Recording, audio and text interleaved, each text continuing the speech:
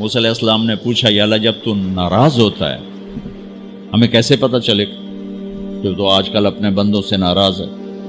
تو اللہ تعالیٰ نے فرمایا جب میں ناراض ہوتا ہوں حکومت بے وقوفوں کو دیتا ہوں، اجعل الملک فی صفہائہم، حکومت بے وقوفوں کو دیتا ہوں، والمال فی بخلائہم، اور پیسہ بخیلوں کو دیتا ہوں جو ذرا گن گن کے خوش ہوتے رہیں، اور بارشیں بے وقت کرتے ہیں، بارشیں بے موسم کی ہو جاتی ہیں، پیسہ بخیلوں کے پاس، حکومت نکموں کے پاس۔ کہ اللہ جب تو راضی ہوتا ہے تو اس کی کیا نشانی؟ کہ اس کی نشانی یہ ہے کہ اجعل الملک فی حلمائہم، حکومت سمجھدار اور نیک لوگوں کو دیتا ہوں، والمال فی سمحائہم، اور پیسہ سخیوں کو دیتا ہوں، اور بارشیں وقت پہ کرتا ہوں۔ تو موسیٰ سمجھو میں اپنے بندوں سے راضی ہو چکا۔ تو اطعام الطعام میں اشارہ ہے سخی بنو، سخی بنو۔ اللہ تعالیٰ کی ایک وی آئی پی جنت ہے جس کا نام ہے جنت الفردوس۔ اللہ نے باقی جنتیں بنائیں کن کن کن، جنت الفردوس بنائی اپنے ہاتھوں سے۔ کیا چیز بنائی ہوگی؟ تو اللہ نے کہا وعزتی وجلالی لا یجاورنی فیکی بخیل، اے جنت مجھے اپنے عزت و جلال کی قسم تیرے اندر بخیل نہیں جا سکتا، مرد یا عورت بخیل نہیں جا سکتا، سخی جائے گا، بخیل نہیں جا سکتا۔ بخیل سے اللہ کی دوستی لگ نہیں سکتی اور سخی سے ٹوٹ نہیں سکتی۔ شیطان کہتا ہے میں عبادت گزار اور بخیل ہو تو مجھے کوئی ڈر نہیں لگتا، یہ آپ پہ ہی ماریا جائے گا، ایک دن آپ پہ جاوے ڈھانا ہے، یہ جو پیسے کی کشش اس کو مار دے گی۔ اور نافرمان سخی سے ڈرتا رہتا ہوں کہ پتہ نہیں کب بخشا جائے، پتہ نہیں کب بخشا جائے، کب سخاوت کو اللہ پسند کر کے چلو پار کرتا۔ اچھا، جبریل پوچھتے ہیں یا رسول اللہ مل ایمان، ایمان کیا ہے؟ تو آپ نے فرمایا ان تؤمن باللہ وملائکتہ وکتبہ ورسلہ وبالبعث بعد الموت۔ ایمان عقیدہ، اللہ پر، فرشتوں پر، کتابوں پر، رسولوں پر، موت کے بعد کی زندگی۔ یہ مدینے کا سوال ہے۔ اب آخری حج کا سوال ہے یا رسول اللہ مل ایمان۔ پہلے سوال کرنے والے جبریل ہیں اور یہ سوال کرنے والے عمر بن عبس ہیں۔ یا رسول اللہ مل ایمان، ایمان کیا ہے؟ تو آپ نے کیا جواب دیا؟ الصبر والسماحہ، الصبر والسماحہ۔ اب چھت بتا رہے ہیں کہ ایمان یہ ہے صبر کر اور معاف کر، صبر کر اور معاف کر۔ میرے بھائی بہنوں، میرے رب کی قسم، جیسے یہ ہے نا وجعلنا من الماء كل شيء حي افلا يؤمنون، اللہ نے ہر جاندار کا لازمی جز پانی بنایا۔ پانی نکال دو تو آدمی مر جاتا، ڈی ہائیڈریشن سے موت واقع ہو جاتی۔ ہر جاندار کا لازمی جز پانی، دین کی تمام صفات کا لازمی جز صبر، صبر نکال دو تو سارا دین کچرا بن جاتا، صبر نکال دو۔ تو میرے نبی نے فرمایا ایمان کیا ہے؟ صبر کرو، معاف کرو۔ معاف وہی کرے گا جو صبر کرے گا، جسے صبر نہیں آتا اسے معاف کرنا بھی نہیں آتا۔ تو ایمان قیامت کے دن اعلان ہوگا صبر والے کھڑے ہو جاؤ، تھوڑی سی جماعت کھڑی ہوگی، بلکہ چلو جنت میں جاؤ۔ ان کو اللہ بغیر حساب کے جنت میں ڈال دے گا۔ اور جب آپ صبر کرتے ہیں تو ایک طاقت بنتا ہے، لوگوں کی منفی چیزوں کو آپ اپنے اندر سہتے ہیں، برداشت کرتے ہیں۔ صبر اس کو پروسیس کرتا ہے، پھر وہ طاقت بنا کے آپ کے اندر سے باہر پھینکتا ہے، جو پہاڑوں میں سوراخ کر دیتی ہے اگر ہم صبر کرنا سیکھ اور معاف کرنا سیکھ۔ 21 برس قتل کرنے والوں کے منصوبے بنانے والے اہل مکہ، آپ نے ایک بول پہ فرمایا جاؤ معاف کر۔ کمال، 21 برس قتل کے پیچھے پھرتے رہے۔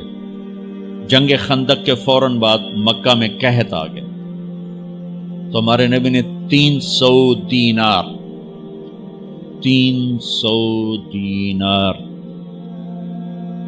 کوئی 10-15 لاکھ روپیہ بنتا ہے، آپ نے مکے میں ابو سفیان کو بھجوایا جو جنگ خندق کا سالار بن کے آیا تھا. آپ نے کہا مکے والوں میں کہتا ہے ان کو کھانے کھلاؤ میری طرف سے. تو ابو سفیان کہنے لگے واہ محمد تیرے قربان جاؤں، ہم تجھے قتل کرنے کے پیچھے پھر رہے ہیں، تو ہمیں کھانے کھلاتا پھرتا ہے.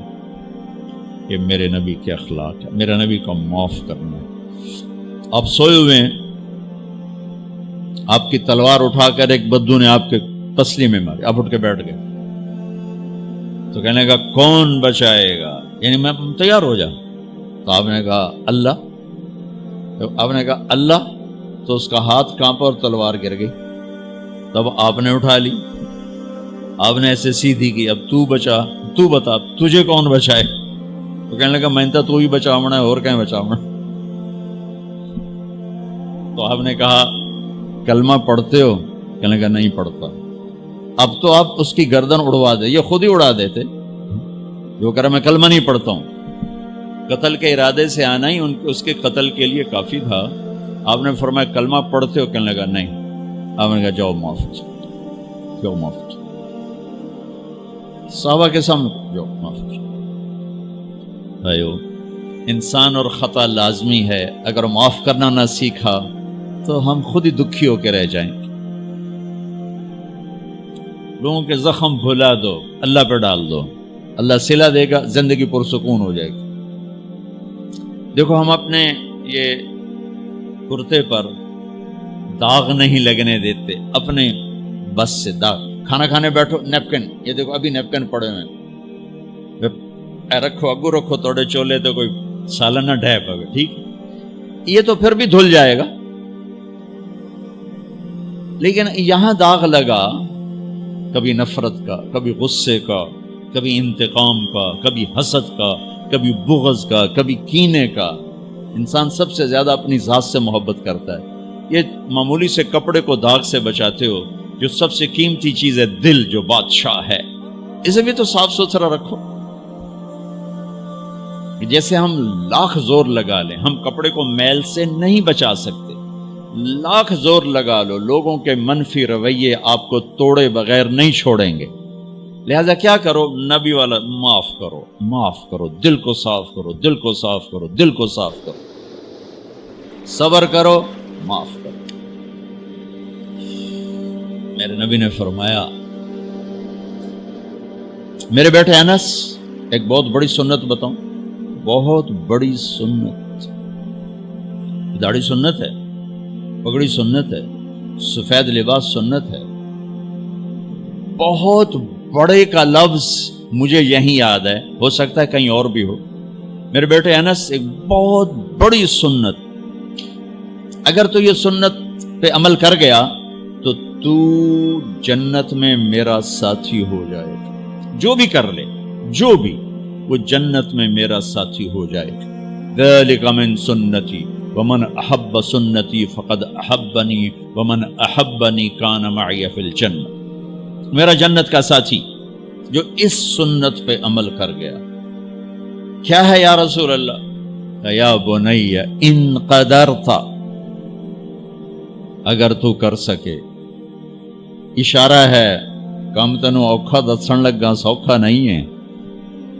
ان قدرت، اگر تو کر سکے. ان استطاعت، دو لفظات کہ بیٹے کام اوکھا ہے، لیکن دیکھو تمہیں ملے گا کیا؟ جنت نہیں، جنت میں نبی کا پڑوس ملے گا. ایڈا وڈا کام تیرا، دیکھو نا 4-5 لاکھ نالتا اتنے ہوں ایک گز نہیں لبدا.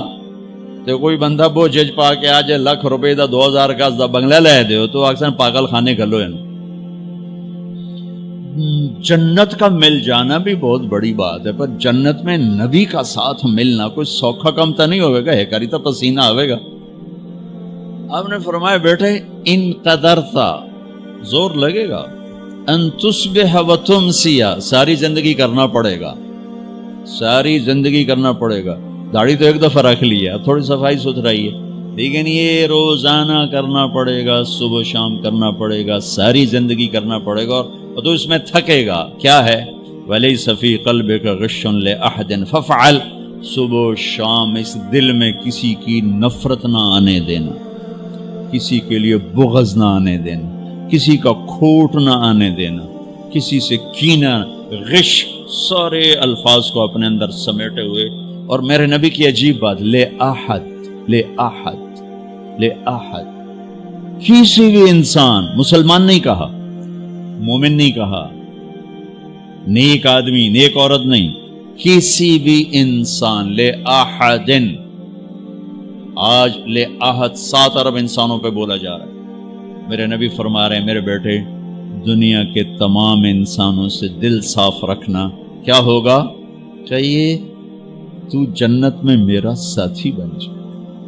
تو بھائیو بہنوں، ایمان کو مکمل کرنا ہے تو صبر کرنا سیکھو، معاف کرنا سیکھو، چپ رہنا سیکھو. ساز خاموش ہیں، فریاد سے معمور ہیں.